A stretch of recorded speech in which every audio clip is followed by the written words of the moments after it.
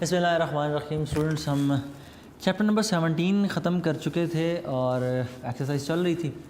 Last lecture में हमने discuss किए थे पहले 5 शॉर्ट क्वेश्चंस। नेक्स्ट हमारा आज 6 शॉर्ट क्वेश्चन है जी। 17.6 describe the formation of energy bands in solid.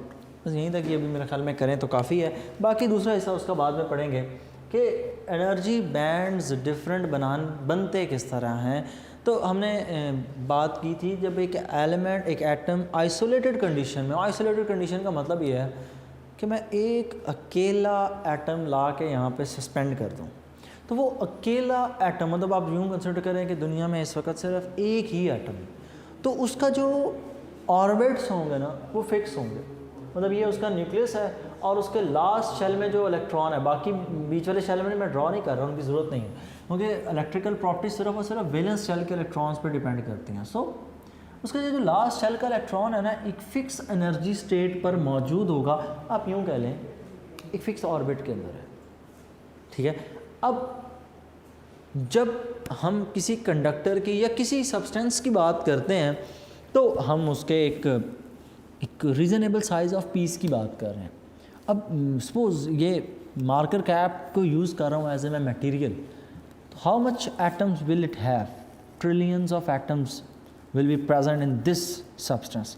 अब ट्रिलियन ऑफ एटम जब इस सब्सटेंस में मौजूद हैं तो वो उनकी प्रेजेंस एक दूसरे के ऊपर इफ़ेक्ट करती है। क्यों? हर एटम के अंदर न्यूक्लियस है, हर एटम के इर्द गिर्द इलेक्ट्रॉन्स रिवॉल्व कर रहे हैं, वो एक दूसरे के ऊपर फोर्स लगाते हैं। इलेक्ट्रॉन के ऊपर फोर्स ऑफ रिपल्जन लगा देता है, जबकि न्यूक्लियस इलेक्ट्रॉन्स के ऊपर force of attraction. Simply you can say that there is an electrostatic force between them. इस इलेक्ट्रोस्टैटिक फोर्स होने की वजह से ये जो इलेक्ट्रॉन वैलेंस शेल में होते हैं, इन तमाम तर इलेक्ट्रॉन का न्यूक्लियस से जो डिस्टेंस है वो एक जैसा नहीं रहता, वो थोड़ा बहुत आगे पीछे स्विच कर जाता है। बात समझ रहे हैं ना कि अभी तो मैंने एक इलेक्ट्रॉन शो किया, सपोज इस एटम के लास्ट शेल में 3 इलेक्ट्रॉन हैं, जो सराउंडिंग न्यूक्लियस है इसके इर्द गिर्द, वो आइसोलेटेड तो था, तो तब तो कोई मसला ही नहीं था। अब इर्द गिर्द न्यूक्लियस पड़े हैं काफ़ी सारे, तो यहाँ से एक न्यूक्लियस जो साथ वाला न्यूक्लियस है वो इस इलेक्ट्रॉन को खींचता है। इधर जो न्यूक्लियस पड़ा है वो as compare to this one थोड़ा दूर है, तो ये कम खींचेगा, वो ये इलेक्ट्रॉन थोड़ा दूर हो जाएगा, ये इलेक्ट्रॉन थोड़ा क्लोज़र हो जाएगा। तो अब होगा क्या? अब जब ये एटम एनर्जी इसकी जब हम इन इलेक्ट्रॉन्स की चेक करेंगे तो तमाम दर इलेक्ट्रॉन्स की एनर्जी एक जैसी नहीं होगी। Those which are closer to the nucleus of those electrons which are closer to this nucleus, they have lesser energy, and those which are little far from the nucleus have higher energy. तो energy उनमें different हो गई। तो energy different होने पर हमें bands मिलते हैं और इसी चीज़ को हम नाम देते हैं एनर्जी बैंड थ्योरी। और इलेक्ट्रिकल प्रॉपर्टीज़ के अंदर जो 2 बैंड्स बड़े मशहूर हैं, एक है वैलेंस बैंड, एक है कंडक्शन बैंड। तो मैं कंडक्शन बैंड को ऊपर ड्रॉ कर रहा हूँ थोड़ी हाइट पे, और जो वैलेंस बैंड है उसको हम थोड़ा सा लोअर ड्रॉ करेंगे। असल में बताना ये मकसूद है कि कंडक्शन बैंड की एनर्जी ज़्यादा होती है, जबकि वैलेंस बैंड की एनर्जी कम होती है। यहाँ पर दरमियान में है वैलेंस बैंड, और इन दोनों के दरमियान में मैंने एक थोड़ी सी स्पेस भी रखी है, and that space is called forbidden gap, कि जो उन इलेक्ट्रॉन्स को यहाँ से यहाँ और यहाँ से यहाँ आने में रोक के रखता है, that is called forbidden gap. और इस फॉरबिडन गैप के अंदर कोई भी इलेक्ट्रॉन नहीं होता। सो नेक्स्ट पढ़ते हैं कि क्या पूछा गया। Explain the difference amongst electrical behaviour of conductor, insulator and semi conductor. के कंडक्टर, इंसुलेटर्स और सेमी कंडक्टर के अंदर क्या फ़र्क है, तो इन्हीं बैंड्स की बेसिस पर हमने बताना है। तो अगर हम कंडक्टर्स की बात करें, कंडक्टर्स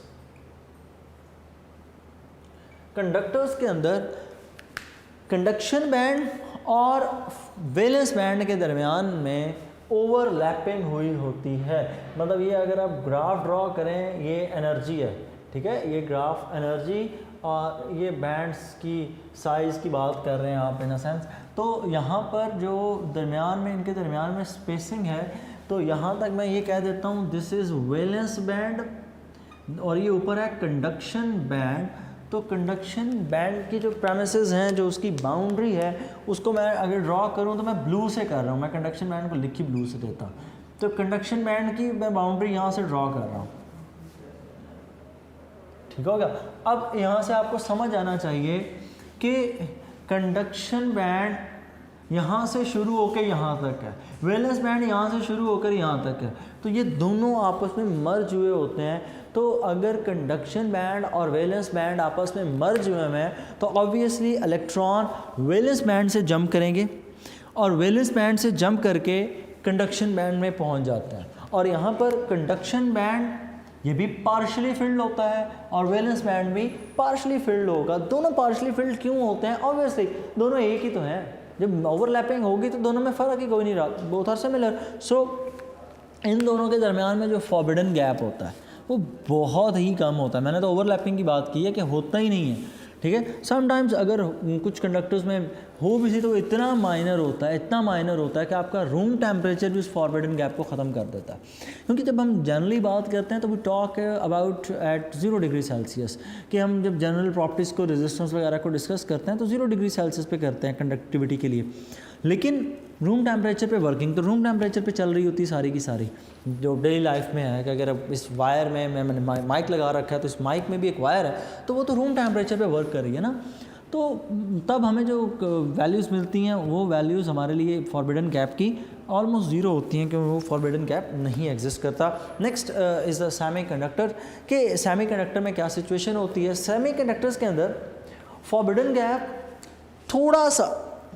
थोड़ा सा ज़्यादा होता है, ठीक है। फॉरबिडन गैप थोड़ा सा ज़्यादा होता है। इनमें तो कंडक्टर तो मैंने क्या कहा, होता ही नहीं है, बिल्कुल नहीं होता, और अगर हो भी सही तो वो कवर हो जाता है टेम्परेचर में थोड़ा बहुत।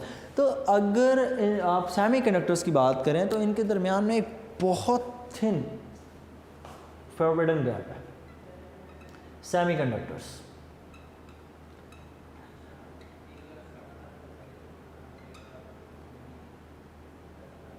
सेमीकंडक्टर्स के अंदर यहाँ पर ऊपर कंडक्शन बैंड है, दरमियान में एक छोटा सा फॉरबिडन गैप है, और नीचे सारे का सारा यहाँ पर कौन सा बैंड है? वैलेंस बैंड है। वैलेंस बैंड की बाउंड्री ब्लैक से। तो यहाँ पर हम कहना क्या चाह रहे हैं, there is a smaller gap between both. इन दोनों के दरमियान में एक छोटा सा गैप होता है। इस छोटे गैप को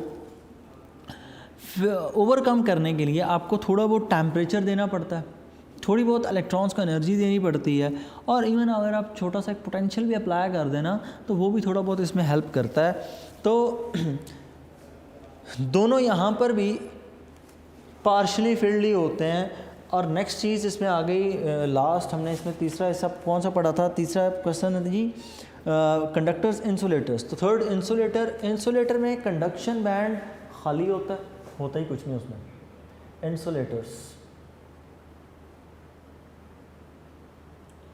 इंसुलेटर्स के अंदर कंडक्शन बैंड और वैलेंस बैंड के दरमियान में एक बहुत बड़ा फॉरबिडन गैप है।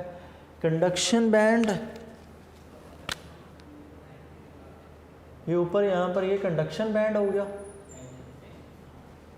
और यहाँ नीचे वैलेंस बैंड, और वैलेंस बैंड यहाँ पर फुल होता है, वैलेंस बैंड फुल, जबकि कंडक्शन बैंड पर ज़ीरो, उसमें कोई इलेक्ट्रॉन नहीं होता कंडक्शन बैंड के अंदर। और दरमियान में ये जो गैप है फॉरबिडन गैप, ये फॉरबिडन गैप बहुत ज़्यादा है, और इतना ज़्यादा है कि इसको ओवरकम नहीं किया जा सकता, ठीक है। ये फॉरबिडन गैप है, और फॉरबिडन गैप की हाइट डिस्टेंस बहुत ज़्यादा है कि इस गैप को फिल ही नहीं किया जा सकता। ये था हमारा जी question number 17.6। Let's move towards the 17.7। Distinguish between intrinsic semiconductor and extrinsic semiconductors. How would you obtain N type and P type material from the pure silicon? Illustrate it by a schematic diagram. So lengthy short question एक बार फिर कि intrinsic semiconductors क्या होते हैं, extrinsic semiconductors क्या होते हैं। इंट्रिंसिक सेमीकंडक्टर्स ऐसे सेमीकंडक्टर्स हैं जो 100% प्योर होते हैं, ऐसे सेमीकंडक्टर्स जिनके अंदर कोई इम्प्योरिटी आपने ऐड नहीं की। Short question number 17.7 intrinsic semiconductor तो पहले ड्रॉ करना। सपोज आपके पास एक सेमीकंडक्टर है group 4A silicon bounded with another silicon bounded with another silicon. Silicon के 4 बॉन्ड होते हैं क्योंकि इसकी अगर इलेक्ट्रॉनिक कन्फिग्रेशन देखें तो इसका एटॉमिक नंबर है 14, first shell 2 electron, second shell 8 and third shell 4 electrons. और इन 4 इलेक्ट्रॉन्स को ना तो वो लूज़ करता है ना वो 4 इलेक्ट्रॉन गेन करता है, बल्कि ऐसे केसेस के अंदर शेयरिंग ज़्यादा अच्छी रहती है और शेयरिंग के नतीजे में चारों इलेक्ट्रॉन को शेयर कर लेगा। और जब चारों के चार इलेक्ट्रॉन शेयर होंगे तो ऑब्वियसली कितने बॉन्ड बनेंगे, 4 बॉन्ड बनेंगे। जितनी शेयरिंग उतने बॉन्ड्स, कंफर्म है ये बात। और इसमें चूंकि आपने किसी किस्म की कोई इम्प्योरिटी ऐड नहीं की, so this is called intrinsic semiconductor. Intrinsic semiconductor. अब नेक्स्ट चीज़, इसमें करंट कैरियर्स कौन होंगे। तो इंट्रिंसिक सेमीकंडक्टर को जब आप लोग थोड़ी बहुत हीट को पे एक्सपोज करते हैं तो इनके दरमियान में ये जो बॉन्ड है ना, ये टूटना शुरू हो जाते हैं। कुछ जगह से टूटेंगे, कुछ जगह से नहीं भी टूटेंगे। अब यहाँ से एक बॉन्ड टूट जाता है, सपोज दिस बॉन्ड क्लैप्स, तो होगा क्या, यहाँ से इलेक्ट्रॉन फ्री और ये इलेक्ट्रॉन यहाँ से निकल गया। अब ये इलेक्ट्रॉन जब यहाँ से रिमूव होगा तो ऑब्वियसली ये इलेक्ट्रॉन यहाँ आ गया बाहर, जबकि जहाँ से ये मूव करके आया है वहाँ पर एक वैकेंसी छोड़ आएगा, और वैकेंसी छोड़ के आएगा तो ये हमारे पास हो गया, this is called free electron. ये हमारे पास है फ्री इलेक्ट्रॉन। और जबकि ये जो हमारे पास स्पेस है, दिस इज़ कॉल्ड होल। तो इसमें फ्री इलेक्ट्रॉन और साथ क्या बन रहे हैं, होल्स बन रहे हैं। और एक बात यहाँ पर याद रखिएगा, the strength of free electrons, strength, खुदारा स्ट्रेंथ का मतलब यहाँ पे ताकत नहीं, स्ट्रेंथ का मतलब तादाद। The amount of free electrons is equal to the amount of holes, कि फ्री इलेक्ट्रॉन्स और होल्स आपस में तादाद में बराबर होते हैं, क्योंकि जहाँ से इलेक्ट्रॉन रिमूव होगा वहीं पर होल प्रोड्यूस होना है। अगर एक इलेक्ट्रॉन निकला तो एक ही होल बनना है। तो इलेक्ट्रॉन्स और होल्स की तादाद आपस में बराबर होती है। तो इनमें कोई आपसे पूछे मेजॉरिटी चार्ज कैरियर्स या मेजॉरिटी करंट कैरियर्स कौन से होंगे, नो वन, कोई भी नहीं होगा। क्यों, जितनी तादाद इलेक्ट्रॉन्स की है उतनी ही तादाद पॉजिटिव पार्टिकल्स की है। तो there is no any condition के ये मेजॉरिटी चार्जेस हैं और ये माइनॉरिटी हैं। सो नेक्स्ट मूव करते हैं एक्सट्रिंसिक सेमीकंडक्टर्स के ऊपर। जब आप इस एलिमेंट, इस सिलिकॉन के अंदर डोपिंग कर दें, अब डोपिंग का फिनोमेनन आपको पता है, मैंने पढ़ा रखा है आपको पहले डिटेल में। सिलिकॉन आगे बॉन्डेड है मज़ीद 4 एलिमेंट से सिलिकॉन्स के साथ। अब दरमियान वाले सिलिकॉन को अगर हम करवा दें रिमूव करवाने के हैं 2 तरीके। अच्छा, ये यहाँ पे ये वाला दरमियान वाला नहीं था, वो तो लिखा साफ नहीं किया इसलिए मैंने रिलीज। ये वाला जो सिलिकॉन है सेंट्रलाइज्ड, इसको आप करवा दें रिमूव। जब ये सिलिकॉन हम करवाएंगे remove, what will happen, obviously यहाँ पर आपको कोई और स्टेबिलिटी के लिए आइटम ला कर रखना ही पड़ेगा। तो जब आप इसको रिमूव करवा के कोई और इम्प्योरिटी ऐड करते हैं ना, इम्प्योरिटी इसलिए कह रहे हैं कि क्रिस्टल तो सिलिकॉन का है, आप बाहर से कुछ लाकर इसमें रखने की कोशिश कर रहे हैं, तो you are adding an impurity. और जब आप इम्प्योरिटी ऐड करेंगे तो अब ये ओरिजिनल कंडीशन में तो नहीं है, आपने इसमें कोई चीज़ एक्स्ट्रा ऐड कर दी है, तब हम इसको नाम दे देते हैं extrinsic semiconductor. When a semiconductor has doping effect, मतलब जब उसमें डोपिंग आप क्रिएट कर दें, that is called extrinsic semiconductor. तो डोपिंग 2 तरह से हो सकती है, एक पेंटावेलेंट इम्प्योरिटी ऐड करके और एक ट्राइवेलेंट इम्प्योरिटी ऐड करके। सो इस सिलिकॉन को मैं रिमूव करवाता हूँ और इसकी जगह मैं ऐड करवा रहा हूँ फॉस्फोरस को। Phosphorus is a pentavalent impurity जिसके लास्ट शेल में 5 इलेक्ट्रॉन हैं। फॉस्फोरस का अगर आप थोड़ा सा एनालिसिस करें तो फॉस्फोरस एटॉमिक नंबर 15, पहले शेल के 2 इलेक्ट्रॉन, दूसरे शेल के 8 इलेक्ट्रॉन, तो थर्ड शेल में ऑब्वियसली 5 इलेक्ट्रॉन होंगे, 1 बॉन्ड 2 3 और 4 बॉन्ड हो गए, तो 5वां इलेक्ट्रॉन यहाँ पर आ जाएगा, इलेक्ट्रॉन एक फ्री है। अब इस क्रिस्टल के अंदर ये सिलिकॉन आगे भी अटैच होते हैं और सिलिकॉन से ही होंगे ऑब्वियसली, ये सिलिकॉन्स आगे भी सिलिकॉन से ही अटैच होंगे। तो अब क्या होगा, जिस तरह यहाँ ऊपर हो रहा था इंट्रिंसिक में, वो बॉन्ड कोलैप्स करता था और इलेक्ट्रॉन बाहर आ जाते थे और होल्स बन जाते थे, तो यहाँ पर भी ऐसा ही होगा कि यहाँ से एक इलेक्ट्रॉन निकला, बॉन्ड तो हो गया कोलैप्स, एक इलेक्ट्रॉन यहाँ पर, एक इलेक्ट्रॉन बाहर निकल के फ्री हो गया और इस जगह पर वैकेंसी छोड़ गया, यहाँ पर क्या बन गया है, होल।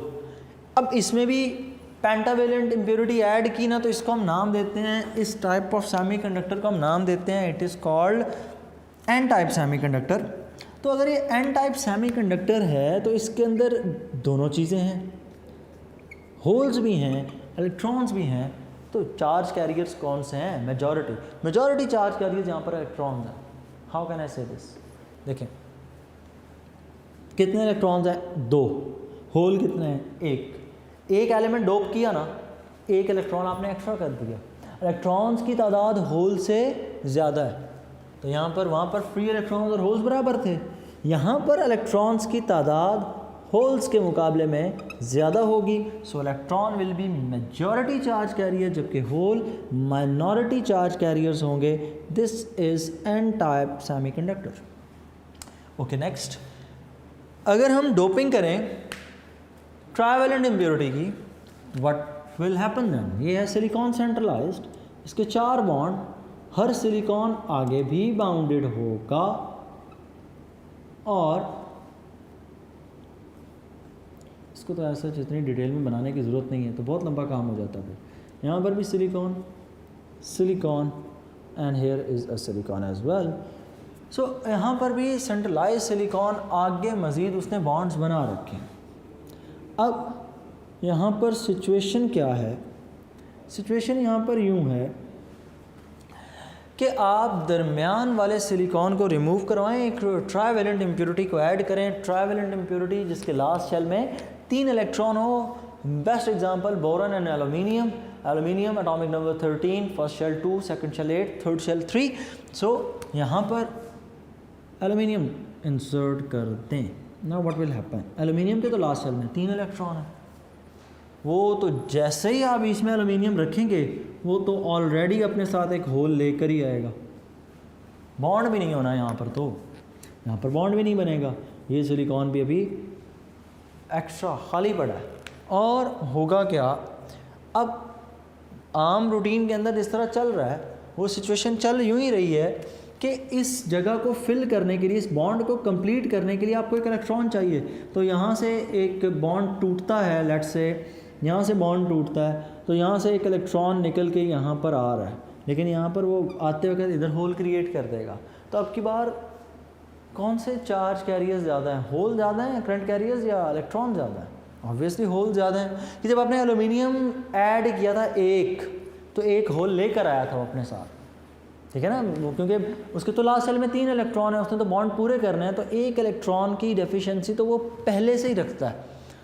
तो इस तरह हमारे पास इलेक्ट्रॉन्स यहाँ से रिमूव, वो तो नॉर्मल फिनोमेनन है सिलिकॉन क्रिस्टल में, थोड़ा सा टेम्परेचर मिले तो इलेक्ट्रॉन अपने बॉन्ड्स तोड़ते हैं, तो वो भी इलेक्ट्रॉन्स आ गए। तो अब होल्स की तादाद ज़्यादा है, क्योंकि वो जो होल है वो तो एक्सटर्नल सोर्स, वो तो इम्प्योरिटी लेकर आई अपने साथ, वो तो उसकी वजह से क्रिएट हुआ है।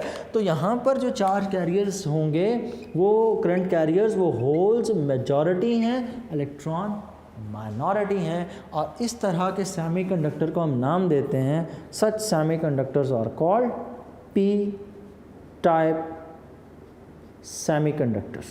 ये पी टाइप सेमीकंडक्टर्स होते हैं। सो ये था आपका शॉर्ट क्वेश्चन और साथ उसकी स्कीमेटिक डायग्राम्स। नेक्स्ट अब हमारा शॉर्ट क्वेश्चन यहाँ पर आगे मेरे हिसाब से कुछ कदरे बेहतर हालात पैदा हो रहे हैं कि शॉर्ट क्वेश्चन की length as compare to the previous ones कुछ डिक्रीज़ होती नज़र आ रही है। 17.8 फिर वही इसी टॉपिक के ऊपर ही है, सेमीकंडक्टर्स के ऊपर। मेरे ख्याल में उसमें चार्ज की जो कैरियर्स हैं उन पे बात हुई है। 17.8 discuss the mechanism of electrical conduction between the holes and electrons in pure semiconductors के मैकेनिज्म आपने एक्सप्लेन करना है, similar mechanism that we explain in short question number 17.7। So अब मैकेनिज़्म क्या है 17.8 के इलेक्ट्रॉन्स और होल्स किस तरह से एक्ट करते हैं। यहाँ पर मैंने थोड़ा एक्सप्लेन किया था, लेकिन मैंने वहाँ पर डिटेल ज़्यादा देनी मुनासिब नहीं समझी। अब ज़रा डिटेल से बात करते हैं। सिलिकॉन क्रिस्टल जो कि हर तरफ से बाउंडेड होगा सिलिकॉन्स के साथ, तो ये सिलिकॉन का structure, things will get bit a little swear for you now, क्योंकि मैं अब थोड़ी डिटेल में जाने की कोशिश कर रहा हूँ। सो ये आपके पास एक silicon crystal still in a simple case. बहरहाल होगा क्या, हर सिलिकॉन आगे सिलिकॉन से बाउंड, हर सिलिकॉन के लास्ट शेल में 4 इलेक्ट्रॉन, तो 4 बॉन्ड हर एक ने बना रखे हैं। अब होगा यूँ कि सिलिकॉन क्रिस्टल को जब थोड़ी सी हीट मिलती है तो वो अपने बॉन्ड्स तोड़ता है, कुछ बॉन्ड, सारे नहीं, सारे तोड़े तो फिर तो अनस्टेबिलिटी की तरफ आप चल पड़े ना। तो ये बॉन्ड सपोज करें ये टूट गया, कोलैप्स हो गया। आपको कोलैप्स होने पर जब बॉन्ड कोलैप्स हो जाता है ना, तो इलेक्ट्रॉन वहाँ पे रुकने वाला नहीं है, इलेक्ट्रॉन फिर वहाँ से एस्केप कर जाता है। तो यहाँ से एक इलेक्ट्रॉन एस्केप कर जाता है। तो जब ये इलेक्ट्रॉन यहाँ से निकल के बाहर आ जाएगा, तो ये इलेक्ट्रॉन यहाँ से यहाँ पहुँच गया, तो ये अपनी जगह पर यहाँ पर पीछे क्या छोड़ेगा, ये अपनी जगह पर यहाँ पर होल छोड़ देगा। अब जब ये होल छोड़ेगा, कहीं और ऐसा फिनोमेनन हो रहा होगा कि यहाँ से इलेक्ट्रॉन निकल रहा होगा और इलेक्ट्रॉन निकल के यहाँ पर इधर जा रहा है, ये बॉन्ड भी टूट रहा है और यहाँ पर भी वो क्या क्रिएट कर रहा है, होल, और ये आ गया इलेक्ट्रॉन। तो यहाँ से ये इलेक्ट्रॉन आएगा, इस डेफिशिएंसी को पूरा कर देगा और इतनी देर में आगे कोई और टूट चुका होगा और ये इलेक्ट्रॉन उसकी तरफ चल पड़ेगा। अब कंडक्शन इसमें किस तरह होती है, आप इसको जॉइन कर दें एक बैटरी के साथ। अब इसी क्रिस्टल को नीचे एक ब्लॉक की सूरत में बना लेते हैं, या अगर आपने ब्लॉक की सूरत में बनाना है तो वेल एंड गुड ब्लॉक में करते हैं, और फिर हम दूसरे तरीके से भी देख लेते हैं इसको। अब यहाँ पर इलेक्ट्रॉन टूट रहा था, आपने उसको बैटरी के साथ यूं कंबाइन किया, कुछ यहाँ पर नेगेटिव, यहाँ पर आ गया पॉजिटिव, सॉरी उल्ट लगा दिया मैंने, यहाँ पर नेगेटिव कह लें, यहाँ पर पॉजिटिव, क्योंकि ऊपर वाली डायग्राम से थोड़ा सा उसको ना मैच करवाना है, उसकी एनालॉगी को मैंने पूरा करना है। सो यहाँ से इलेक्ट्रॉन मूव कर रहे हैं, इन अ सेंस सर्किट में यूँ ही होता है, तो यहाँ से यूँ मूव करेंगे। अब ये एक बात याद रखिएगा, सेमीकंडक्टर्स के अंदर इलेक्ट्रॉन और होल्स की जो मूवमेंट होती है वो अपोजिट होती है। इलेक्ट्रॉन मूव कर रहा होता है पॉजिटिव टर्मिनल की तरफ और होल मूव कर रहा होता है नेगेटिव टर्मिनल की तरफ, ठीक है। इलेक्ट्रॉन तो यहाँ से मूव करेंगे ना, इलेक्ट्रॉन को जब पुश मिलेगा तो वो राइट साइड से होते हुए सर्किट से यहाँ पर वापस आ जाएंगे। होल्स मूव करेंगे उसके ओपोजिट। कैसे, आप यूँ कंसिडर करें कि आपके पास जो कंडीशन थी वो यूँ ही थी ना कि यहाँ से एक इलेक्ट्रॉन निकला और वो इलेक्ट्रॉन आगे किसी होल को फिल कर रहा है, ये इलेक्ट्रॉन उससे आगे किसी होल को फिल कर रहा है। तो आप यूँ कंसिडर करें कि आपके पास यहाँ पर एक एलिमेंट, ये दूसरा, ये तीसरा और ये कोई चौथा एलिमेंट है। अब हुआ यूँ कि यहाँ से एक, यहाँ पर एक क्रिएट हुआ होल, इसका इलेक्ट्रॉन आगे मूव कर गया, इसका इलेक्ट्रॉन आगे मूव कर गया, इसको इलेक्ट्रॉन इस होल को प्रोवाइड कर देता है, ये एटम यहाँ से एक इलेक्ट्रॉन दे देता है। तो ये जब इसको इलेक्ट्रॉन देगा तो खुद एक होल प्रोड्यूस करवा बैठेगा। अब इस दोनों डायग्राम्स को बना लेते हैं अलग अलग, कि यहाँ से आप ये कहना चाह रहे हैं कि एक इलेक्ट्रॉन निकला और आगे फिल कर दिया। अब दूसरी डायग्राम में देखें, दूसरी डायग्राम में क्या होगा कि यहाँ से एक इलेक्ट्रॉन निकला और इस होल को उसने कर दिया फिल, तो जिसकी वजह से यहाँ पर होल क्रिएट हो जाएगा। अगली डायग्राम में यहाँ से इलेक्ट्रॉन यहाँ आना है तो होल यहाँ आ जाएगा, उससे आगे होल यहाँ आ जाएगा। तो इलेक्ट्रॉन अपवर्ड मूव कर रहे हैं, होल्स मूव कर रहे हैं डाउनवर्ड। तो इलेक्ट्रॉन और होल्स की मूवमेंट एक दूसरे के ऑपोजिट। नेगेटिव को कौन अट्रैक्ट करता है? पॉजिटिव। तो इलेक्ट्रॉन यहाँ से इधर मूव करेंगे, जबकि होल्स इधर को, यहाँ से सर्किट में तो नहीं आ सकते। मैं सेमीकंडक्टर के इनसाइड बात कर रहा हूँ कि वहाँ पर यहाँ पर मूव पॉजिटिव नेगेटिव की तरफ करेंगे। यहाँ पर जो होल्स की डायरेक्शन होगी वो किधर होगी? वो पॉजिटिव की तरफ होगी। जबकि इस डायरेक्शन में कौन मूव कर रहा होगा? इलेक्ट्रॉन। इलेक्ट्रॉन और होल्स एक दूसरे के ऑपोजिट मूव करते हैं। सो नेक्स्ट है जी right hand note on super conductor. Super conductor ऐसे सब्सटेंसेस होते हैं जिनकी रेजिस्टिविटी ज़ीरो होती है। एक टेम्परेचर हमारे पास स्पेसिफिक टेम्परेचर है जहाँ पर हम उस सब्सटेंस के एटम्स की जो वाइब्रेशन है उसको हम ज़ीरो कर लेते हैं, और इस तरह इस नतीजे में हमारे पास जो सब्सटेंस बनते हैं उन सब्सटेंसेस को हम नाम देते हैं, they are called superconductors. इस टेम्परेचर को हम नाम देते हैं क्रिटिकल टेम्परेचर। और क्रिटिकल टेम्परेचर हर सब्सटेंस के लिए डिफरेंट है। आज तक जो हमने लोएस्ट अटेन कर रखा है according to your book that is 163 kelvins, that is about -110 degree Celsius. It would be revolutionary if we prepare such kind of semiconductor that will operate on room temperature। और साथ आपने इसके कुछ uses लिख दीजिएगा कि MRI रेजोनेंस में use करते हैं कि आप जब अपने ब्रेन को के मैग्नेटिक फील्ड की मदद से आप ब्रेन को डायग्नोज करते हैं, that treatment is called that diagnosis process is called MRI। ठीक है, ट्रीटमेंट नहीं है ये, MRI just a technique for diagnosis. और नेक्स्ट इसमें आप वो ट्रेन वाली एग्जांपल पढ़ी थी, फिर आप इसमें वो एक्सप्लेन कर दीजिएगा कि प्रोफेसर याओ लिन्स ली ने प्रिपेयर किया था सेमीकंडक्टर, और वो कौन सा था जी? Yttrium barium copper oxide. So this is our short question number 17.9। Short question number 17.10 what is meant by para, dia and ferromagnetic substances. के पैरा, डाया और फेरोमैग्नेटिक सब्सटेंसेस क्या होते हैं? फेरोमैग्नेटिक सब्सटेंसेस ऐसे सब्सटेंसेस होते हैं जिनमें magnetic field,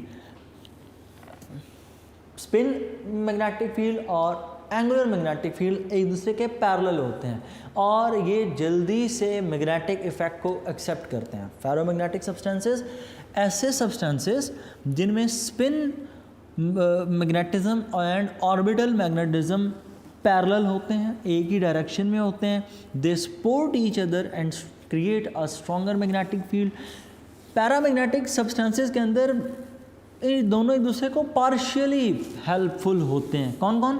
spin magnetism and orbital magnetism. अच्छा, स्पिन एंड मैग्नेटिज्म खुद कुछ नहीं है, असल में इलेक्ट्रॉन की स्पिनिंग मोशन और इलेक्ट्रॉन की ऑर्बिटल मोशन की वजह से जो मैग्नेटिक फील्ड प्रोड्यूस हो रहे हैं उनको मैं नाम दे रहा हूँ spin magnetism and orbital magnetism. Next है डायामैग्नेटिक मटेरियल्स। ऐसे मैग्नेटिक मटेरियल जिनके अंदर spin magnetism and orbital magnetism दोनों एक दूसरे को सपोर्ट नहीं करते, ऑपोजिट डायरेक्शन में होते हैं, एक दूसरे को कैंसिल आउट करते हैं। और ऐसे जो सब्सटेंसेस हैं ये मैग्नेटिज्म को भी रिपेल करते हैं कि जब आप इनके करीब कोई मैग्नेट लेकर आते हैं तो ये उस मैग्नेटिज्म को रेडली एक्सेप्ट नहीं करते, बल्कि उस मैग्नेट से किसी हद तक अवे मूव करने की कोशिश करते हैं।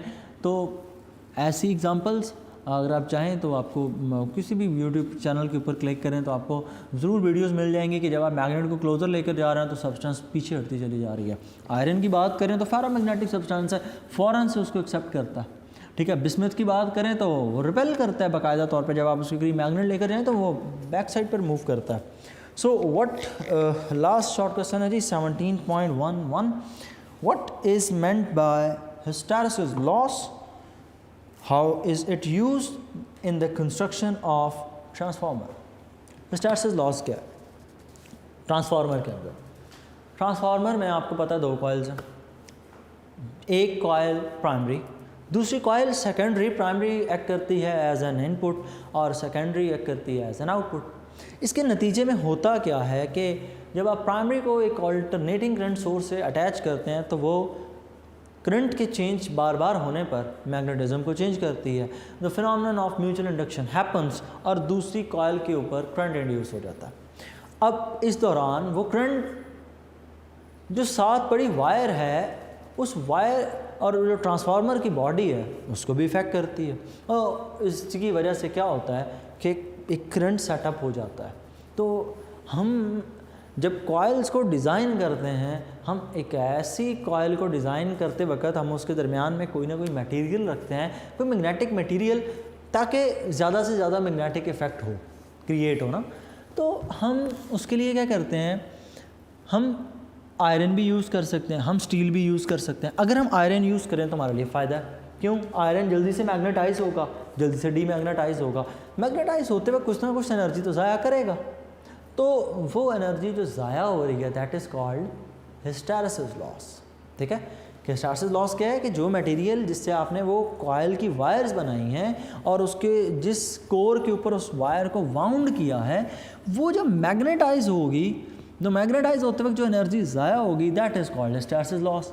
अब इसको ठीक कैसे किया जाता है? तो आपके पास दो ऑप्शन हैं, या तो आप डाया नहीं यूज़ करना, डाया मैग्नेटिक मटेरियल यूज़ करेंगे तो फ़ायदा ही कोई नहीं है, उसने तो मैग्नेटाइज ही नहीं होना। या तो पैरामैग्नेटिक यूज़ करें या फिर फेरोमैग्नेटिक यूज़ करें। तो करें हम पैरामैग्नेटिक, फ़ायदा फिर नहीं होने वाला। क्यों? पैरामैग्नेटिक वो उल्टा कैंसर, तो वो इतना सपोर्ट ही नहीं करता।